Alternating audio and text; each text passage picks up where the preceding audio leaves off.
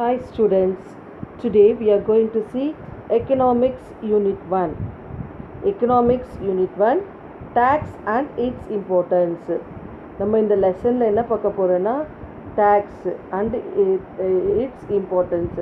Tax என்ன, டேக்ஸ்னால் என்ன, அதோட இம்பார்ட்டன்ஸ் என்ன அப்படிங்கிறத பற்றி தான் இந்த லெசனில் நம்ம பார்க்க போகிறோம். In this lesson, the learning objectives are to know the taxations, principles of taxations and its types, to know the importance of tax and its types, to gain knowledge of the need for tax and people's welfare.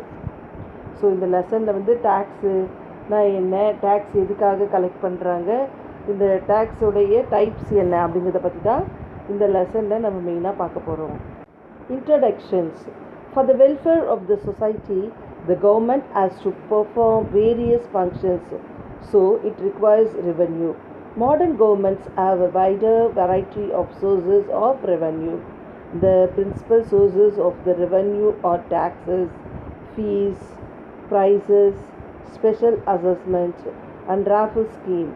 Like any other country, taxes form the most important part of revenue of India. என்ன சொல்கிறாங்கன்னா, டேக்ஸுங்கிறது வந்து ஒரு கவர்மெண்ட்லேயும் ஒரு performance, அவங்களோட functions டிஃப்ரெண்ட்டாக இருக்கும். அது வந்து ரிவென்யூ சொல்லுவோம் இல்லையா, வரி விதிக்கிறது, வரி சட்டம், அது மாதிரிலாம் சொல்லுவோம் இல்லையா. சொசைட்டிக்காக, நம்மளுடைய கவர்மெண்ட்டுக்காக என்ன பண்ணுவாங்க, டேக்ஸு வந்து கலெக்ட் பண்ணுவாங்க. இந்த டேக்ஸ் வந்து ரொம்ப இம்பார்ட்டண்ட்டாக வேரியஸ் டைப்பில் கலெக்ட் பண்ணுறாங்க அப்படி சொல்கிறாங்க. அது ஒரு ஃபீஸாகவோ இல்லை ரெவென்யூ டேக்ஸாகவோ, ப்ரைஸஸாகவோ, ஸ்பெஷல் அசஸ்மெண்ட்டு, அந்த மாதிரி எந்த டைப்பில் வேணால் எடுக்கலாம் அப்படி சொல்கிறாங்க. டேக்ஸோடைய இம்பார்ட்டன்ஸ் வந்து இந்தியாவில் ரொம்ப ரொம்ப முக்கியமான ஒரு பங்கு வகிக்குது அப்படி சொல்கிறாங்க. ஏன்னா நம்ம ஒரு கவர்மெண்ட்டுக்கு ஒரு வருமானம் வருதுன்னா அது எப்படி, டேக்ஸில் தான் வருது. So the most important part of revenue of India. Taxes வந்து பெரிய ஒரு இடத்துல கவர்மெண்ட்டோடைய வருமானத்துக்கு முக்கிய காரணமாக இருக்குது. Taxations. Taxation is a term for when a taxing authority, usually a government, levies or impose a tax. The term taxations apply to all types of involuntary levies, from income to capital gains to state estate taxes. Though taxations can be noun or verb, it's usually referred to as an act. The resulting revenue is usually called taxes. So இந்த டாக்ஸேஷன்றது வந்து என்னது, ஒரு income, capital gain, அந்த மாதிரி ஒரு estate taxes, அந்த மாதிரி விஷயங்களுக்காக பயன்படுத்துறதா. இது வந்து ஒரு வேர்போ இல்லை ஒரு நவுனோ இல்லைனாலும் இது வந்து என்னது, ஒரு ஆக்ட். இந்த டாக்ஸேஷன் ஆக்ட் வந்து நார்மலாக என்னன்னு சொல்லுவாங்கன்னா taxes அப்படின்னு சொல்லுவாங்க. Taxes are compulsory payment to the government without expectations of direct or return or benefit to the taxpayers. According to Professor Seligman, taxes are defined as the compulsory contributions from a person to the government to defray the expenses incurred in the common interest of all without reference to special benefits conferred. So என்ன சொல்கிறாங்கன்னா, taxes வந்து compulsory பேமெண்ட்டாக இருக்கும். ஆனால் வந்து இது வந்து என்னது, ஒரு டைரெக்டாக நம்ம வந்து இந்த ஒரு நமக்கு இதில் ஒரு பெனிஃபிட் வரும், இதில் இருந்து நமக்கு ஏதாவது திரும்பி கிடைக்கும் அப்படிங்கிற மாதிரிலாம் கிடையாது. இது வந்து எக்ஸ்பெக்டேஷன்ஸ், நம்ம நிறைய செலவு பண்ணுறோம் இல்லையா, அந்த செலவில் இது ஒரு பாகமாக நம்ம என்ன பண்ணுறோம், பிரித்து கவர்மெண்ட்டுக்கு கொடுக்குறோம். அந்த எக்ஸ்பென்சிவோட இதுவும் சேர்ந்து வரும் அப்படின்னு சொல்கிறாங்க. அதுதான் taxes அப்படிங்கிறாங்க. Types of tax. The modern times taxes are classified into two types. நம்மளோட இப்போ மாடர்ன் இதில் வந்து டூ டைப்ஸாக டேக்ஸை பிரிச்சுட்டாங்க. ஒன்று வந்து டைரக்ட் டேக்ஸ், இன்னொன்று indirect tax. Direct tax and indirect tax. Direct டேக்ஸில் income tax, wealth tax, capital gain tax, gift tax, corporate tax, இதெல்லாம் வந்து என்னது, டைரக்ட் டேக்ஸில் வரும். இன்டைரக்ட் டேக்ஸில் பார்த்திங்கன்னா service tax, custom duty, excise duty, sales tax, VAT, security transaction tax, இதெல்லாம் வந்து என்னது இன்டைரக்ட் டேக்ஸில் வரும். So direct tax indirect tax 2 type இருக்குது. அதுக்கு அண்டரில் இத்தனை டைப்பான டேக்ஸஸ் இருக்குது அப்படின்னு சொல்கிறாங்க. Direct tax. Direct tax is paid directly by an individual or organizations to imposing entity. நார்மலாக டைரக்ட் டேக்ஸ்னால் என்னென்னா ஒரு பர்சன், ஒரு இண்டிவிஜுவல் வந்து அவராகவே போய் பே பண்ணுவார். அதுதான் வந்து என்னது அவருடைய ஆர்கனைசேஷனோ இல்லை அவராகவோ இண்டிவிஜுவலாக போய் பே பண்ணுறது தான் டைரக்ட் டேக்ஸ் அப்படி சொல்கிறாங்க. அதில் வேறு எந்த ஒரு நடுவில் வேறு எந்த ஏஜென்ட்டோ இல்லை புரோக்கரோ அது மாதிரிலாம் கிடையாது. அவங்க டைரெக்டாக போய் பே பண்ணுவாங்க. அதான் டைரக்ட் டேக்ஸ் அப்படிங்கிறாங்க. A taxpayer, for example, pays direct tax to the government for different purposes, including real property tax, personal property tax, income tax, or taxes or an assets. So இந்த டைரக்ட் டேக்ஸில் வந்து அவருடைய ப்ராப்பர்ட்டிக்காகவோ இல்லை personal property டேக்ஸ்க்காகவோ இல்லை அவருடைய இன்கம்காகவோ அவர் வச்சுருக்க அசட்ஸ்க்காக அவர் பே பண்ணுறது தான் என்னது டைரக்ட் டேக்ஸ் அப்படிங்கிறாங்க. Corporation tax.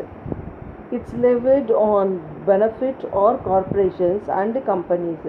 It is charged on royalty, interest, gains from sales of capital assets located in India, fees for technical services and individuals.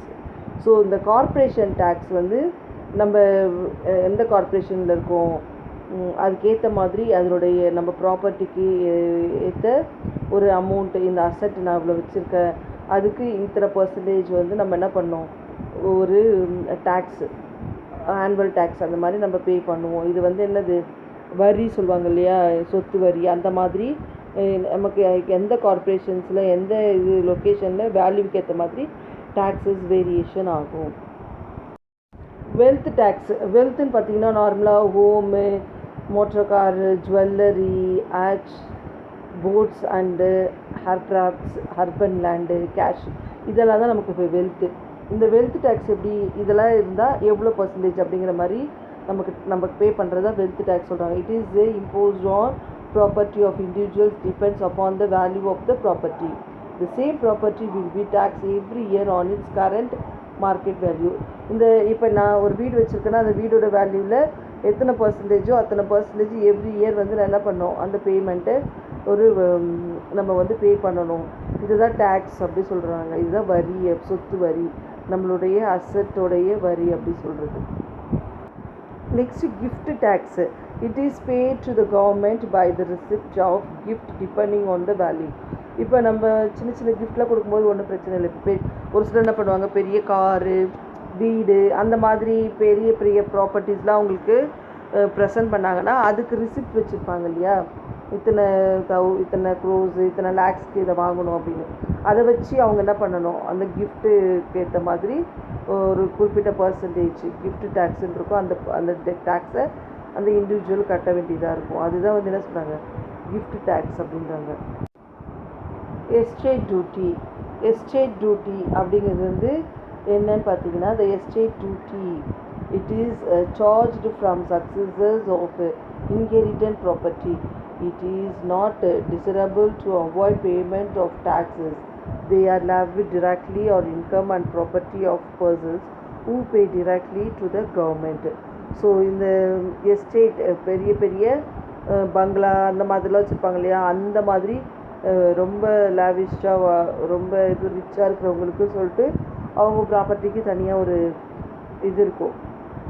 அந்த பேமெண்ட் அந்த இது வந்து தனியாக கொடுப்பாங்க இல்லையா, அந்த வரியை தான் என்ன சொல்கிறாங்க எஸ்டேட் டேக்ஸ் அப்படின்னு சொல்கிறாங்க. அவங்க ஏன்னா அதனால அவங்களுக்கு வருமானம் வரலாம், அவங்க பெரிய எஸ்டேட் வச்சுருக்கலாம், அதில் பெரிய வருமானம் வரலாம். அந்த மாதிரி இருக்கிறதால அவங்க தனியாக அதுக்கு டைரெக்டாக கவர்மெண்ட்டுக்கு பே பண்ணுவாங்க. Now let us see the indirect tax. Indirect tax, on the other hand, when liability to pay a tax is on one person and the burden of that tax shifts on some other persons, its types of taxes is called an indirect tax. Indirect tax is a tax whose burden can be shifted to other. For example, so நார்மலாக என்ன சொல்கிறாங்க, indirect டேக்ஸ்னால் இப்போ direct டேக்ஸ்னால் நம்மளுடைய சொத்து எவ்வளோ, நம்மளுடைய property எவ்வளோ, அதுக்கோட வேல்யூவை அவங்க கால்குலேட் பண்ணி ஒரு பர்சன்டேஜ் நம்ம கட்டுறோம் இல்லையா, அந்த இண்டிவிஜுவல் போய் கட்டுவாங்க. ஆனால் இன்டைரக்ட் டேக்ஸ் வந்து நம்ம டைரெக்டாக போய் கட்ட மாட்டோம். நம்ம வாங்குகிற ஒவ்வொரு பொருளுக்கும் ஏற்ற மாதிரி அவங்க ஒரு டேக்ஸஸ் வச்சுருப்பாங்க. அந்த கஸ்டமர் நம்மகிட்ட வாங்கி அவங்க அதை பே பண்ணுவாங்க, இத்தனை சேல்ஸ் பண்ணோம் அது பண்ணணும். அந்த மாதிரி அவங்க இன்டைரக்டாக நம்மளுடைய டேக்ஸு போகும். அதுதான் இதில் சொல்கிறாங்க இன்டைரக்ட் டேக்ஸ் அப்படிங்கிறாங்க. Service tax, it is raised on provisions of services. This tax is collected from the service receipt and paid to the central government. So service டேக்ஸுன்னு இருக்குது.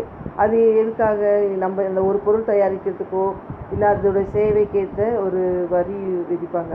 இவ்வளோ எக்ஸ்பென்சிவாக இருக்குது, ஸோ இவ்வளோ நாங்கள் அவங்க டேக்ஸ் பே பண்ணிட்டு இருக்கோம். அந்த டேக்ஸை வந்து ஒரு குறிப்பிட்ட அமௌண்ட்டாக ஒரு ப்ராப்பர் அந்த சின்ன சின்ன பொருள் மேலே சர்வீஸ் அவங்க பண்ண இது மேலே சர்வீஸ் டேக்ஸுன்னு போட்டு அதை கிளைம் பண்ணி அது அந்த ரிசிப்ட் வந்து சென்ட்ரல் கவர்மெண்ட்டுக்கு பே பண்ணுவாங்க. இதுதான் வந்து என்ன சொல்கிறாங்க சர்வீஸ் டேக்ஸ் அப்படிங்கிறாங்க. இது வந்து இன்டைரக்ட் டேக்ஸ் அண்டரில் வரும். Next sales tax are paid. It is an indirect tax on the sales of goods because liability to collect tax is that of shopkeeper, but the burden of that tax falls on the customer. The shopkeeper realizes the tax amount from the customer by including in its price of the commodity that he sells. So இந்த sales tax கூட அந்த மாதிரி தான்.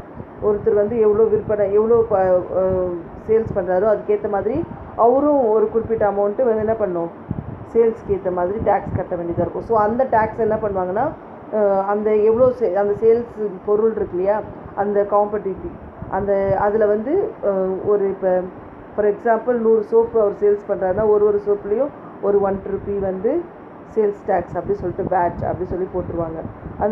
அப்போ அந்த 100 பேர்கிட்டையும் அவர் அந்த டேக்ஸை collect பண்ணிடுவார். அதை எடுத்துகிட்டு போய் அவர் என்ன பண்ணுவார், அவருடைய பேர்டன் கம்மியாகிறதுக்காக அது கஸ்டமர்கிட்ட கொடுத்து கஸ்டமர் இன்டைரக்டாக கொடுக்குற காசை அவர் போய் டேக்ஸாக கட்டுவார்.